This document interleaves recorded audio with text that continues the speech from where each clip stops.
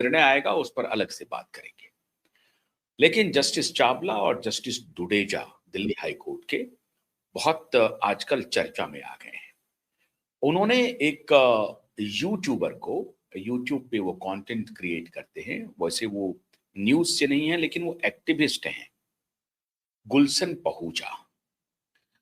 वो खुद को कहते हैं कि मैं सिर्फ यूट्यूबर नहीं हूं, मैं सिर्फ कंटेंट क्रिएटर नहीं हूं, मैं एक एक्टिविस्ट हूं जो जुडिशियल रिफॉर्म के लिए काम कर रहा है और उनको चाहे कुछ भी कर गुजरना पड़े लेकिन वो जुडिशरी में रिफॉर्म ला कर रहेंगे, इसके लिए वो प्रतिबद्ध हैं और आवाज उठाते रहेंगे। उनकी कोई बात हुई जो बात अदालत को खल गई और उसके बाद अदालत ने उनके खिलाफ कंटेम्प्ट का नोटिस जारी किया, सुनवाई हुई और उनको मैक्सिमम पनिशमेंट जो 6 महीने का है वो 6 महीने का उनको पनिशमेंट दिया गया।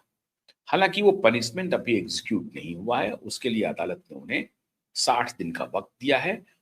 इस अदालत के आदेश को वो सुप्रीम कोर्ट में चुनौती दे सकते हैं। लेकिन आज जो मैं चर्चा करने वाला हूं वो बहुत महत्वपूर्ण है पूरे न्यायिक व्यवस्था से, न्याय प्रणाली से। और जस्टिस चावला और जस्टिस दुडेजा के प्रति बड़ी विनम्रता से ये कहना चाहूंगा कि ऐसा लग रहा है कि वो खुद फंस गए हैं और उन्होंने गैर कानूनी फैसला कर दिया।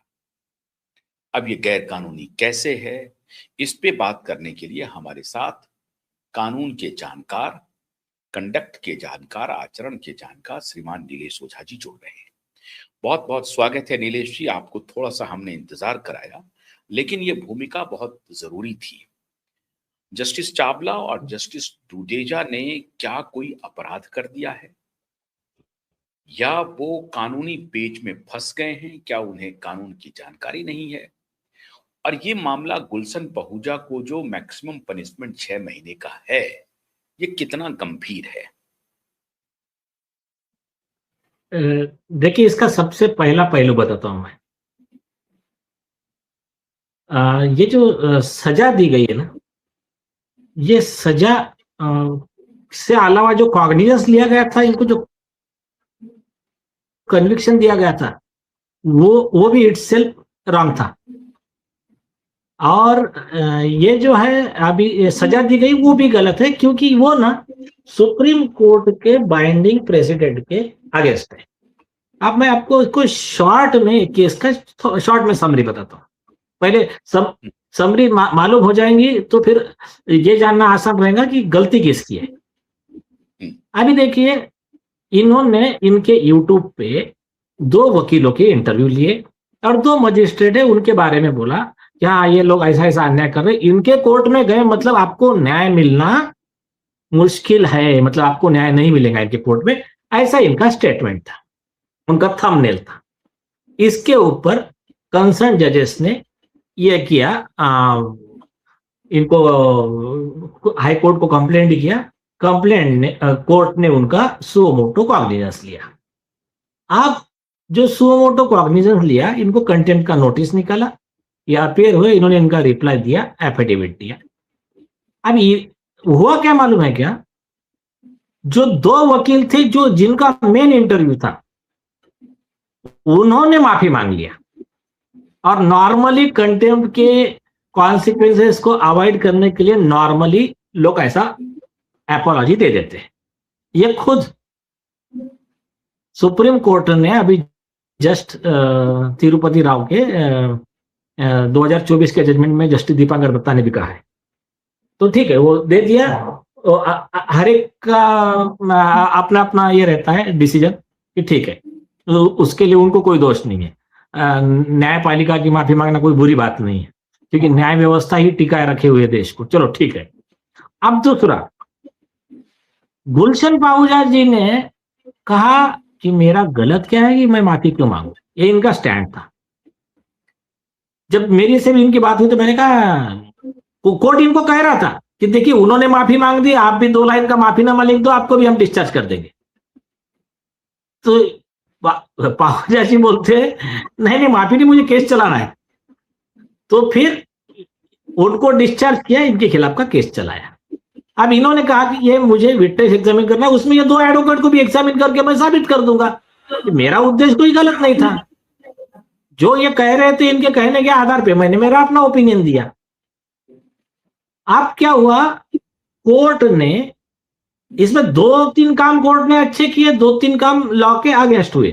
एक काम इसमें अच्छा किया, इन्होंने कहा कि मेरा पूरा रिकॉर्डिंग आप वीडियो रिकॉर्डिंग करिए। मतलब कल ये आरोप ना लगे कि मैंने ये बोला और जज ने ये बोला, ना मैं झूठा आरोप लगा सकूं, ना कोर्ट मेरे साथ में कुछ अन्याय कर सके, मेरे बात को दबाकर तोड़ मरोड़ के। कोर्ट ने ऑर्डर कर दिया ये पूरा केस का रिकॉर्डिंग होगा। उसके बाद में इन्होंने कहा कि मुझे हर चीज हिंदी में लगेंगी। कोर्ट ने कहा इनको हर चीज, हर ऑर्डर हिंदी में ट्रांसलेट करके दो। इन्होंने कहा मैं आर्गुमेंट हिंदी में करूंगा। कोर्ट ने कहा ये लो। कोर्ट ने इनको चार्ज भी दिया, आपको चाहिए तो हम वकील दे सकते हैं। इन्होंने कहा नहीं, मैं मेरा खुद कर लूंगा। उसके बाद में जब अंतिम में सजा दिया तो तब कोर्ट ने एकदम Fairlie section 19 sub section 3 of contempt of court act के तहत उस सजा को 60 दिन के लिए स्टे कर दिया कि अपील आपका अधिकार है। सुप्रीम कोर्ट का जजमेंट भी है उस पर कि कोर्ट ने खुद होके स्टे करना चाहिए, क्योंकि 3 साल के कम की सजा वाले में ऐसा भी जो आदमी अपील फाइल करना चाहता है उसका वो स्टे करना चाहिए। और सुप्रीम कोर्ट ने वो नागपाल के केस में क्लियर कर दिया कि खुद होके स्टे करना चाहिए। तो मैक्सिमम कोर्ट करते हैं, कुछ जजेस जो या तो लॉ नहीं मालूम या कुछ ईगो में रहते हैं या गुस्से में रहते हैं, वो लोग स्टे नहीं करते नॉर्मली। चलो ठीक है, वो तो वो दैट इज डिफरेंट पार्ट। अब इतना ये सब चीजें फेयर में है। अब गलतियां कहां हुई है कोर्ट से? पहली चीज, नहीं पहले इनसे क्या मोटा गलती मोटा हुई? बता। एक मिनट रुकिए, पहले इनसे क्या गलती हुई उसको भी डिस्कस कीजिए। इन्होंने क्या गलती की? मान लीजिए इन्होंने 2 वकील के साथ जो इंटरव्यू किया और उन्होंने लोअर कोर्ट के जस्टिस के बारे में कहा कि इनकी अदालत में गए तो आपको न्याय नहीं मिलेगा, ये किस बिना पर कहा? क्या आधार था इनका? वो वकीलों के जो एलिगेशन थे, वकीलों ने जो अपना ग्रीवेंस बताया, कंप्लेंट की, उसके आधार पे इन्होंने अपना ओपिनियन बनाया। तो आप उसके आधार पे ओपिनियन बनाया तो वकील ने तो माफी मांग ली, तो इन्होंने क्यों नहीं फिर हाँ। माफी मांगी? क्योंकि जब इनका जो ओपिनियन बना है उसका आधार क्या है? वकील का आर्गुमेंट। और वकील खुद ही जाकर के कह रहे हैं कि हाँ हमसे गलती हो गई, इसका मतलब इनका आर्गुमेंट गलत हो गया ना, वकील का आर्गुमेंट गलत हो गया, जिसको आधार बना करके आप ये कह रहे हैं कि मैं माफी नहीं मांगूंगा। ऐसा क्यों कह रहे हैं? हाँ सुनिए, इनका क्या कहना था, इनका स्टैंड क्या था, जो डॉक्यूमेंट मैंने पढ़ा है। इनका कहना है कि उन्होंने माफी मांगा कंटेम्प्ट से बचने के लिए। उन्होंने ये नहीं कहा कि हमने जो आरोप लगाए थे जज के खिलाफ कि वो झूठे हैं, तो जब झूठ है ही नहीं तो फिर सिर्फ इन्होंने माफी मांग लिया करके मैं क्यों माफी मांगू? मैं प्रूव करूंगा कि इन्होंने जो बताया था उसके आधार पर मैंने बोला है। तो अब जब इन्होंने माफी मांग ली है, आपने इनके खिलाफ केस ऐसा गंभीर नहीं माना है, तो आप मेरे खिलाफ का केस ऐसा ही ड्रॉप कर दो, मैं माफी क्यों मांगू? इनका ये स्टैंड था। एक सेकेंड, अब ये है कि contempt on which basis contempt confirm that it is a contempt of court?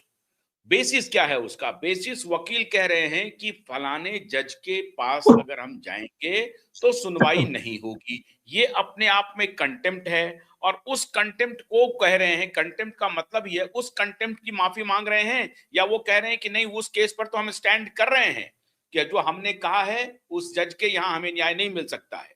इसका मतलब ये है ना? हाँ सुनिए मैं आपको ये बोलता हूं, एक बात ऐसा मान के चलो, मान के चलो कि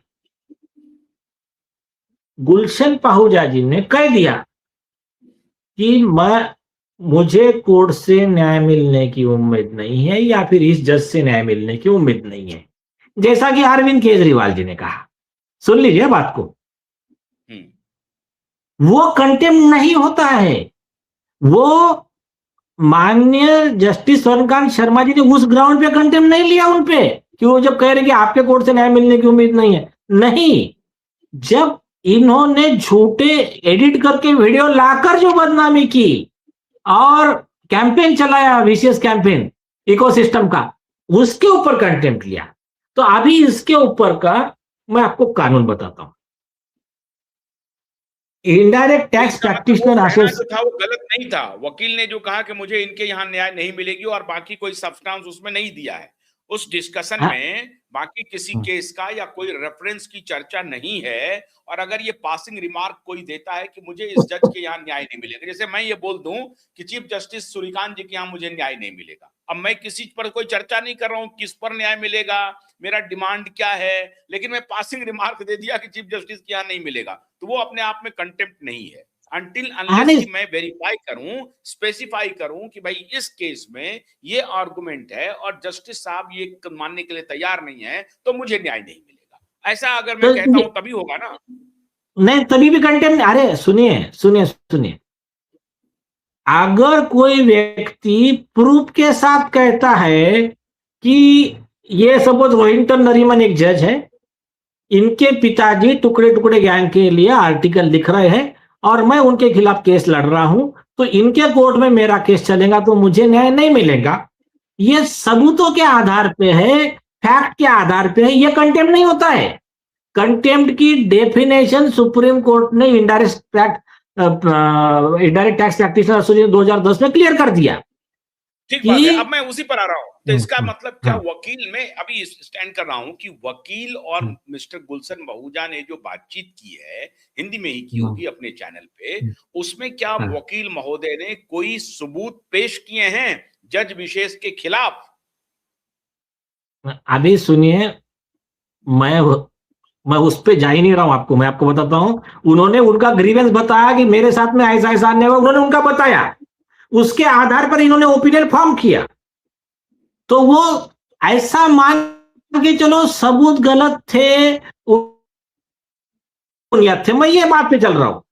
अगर आरोप सही होते तो विषय अलग था, ऐसा मान के चलो बेबुनियाद आरोप थे इनके, कोई बात नहीं, मैं उस पे आ रहा हूं। अब ठीक है, मैंने इसलिए देखिए क्लैरिफाई कर इनको दिया ना क्योंकि अभी अभी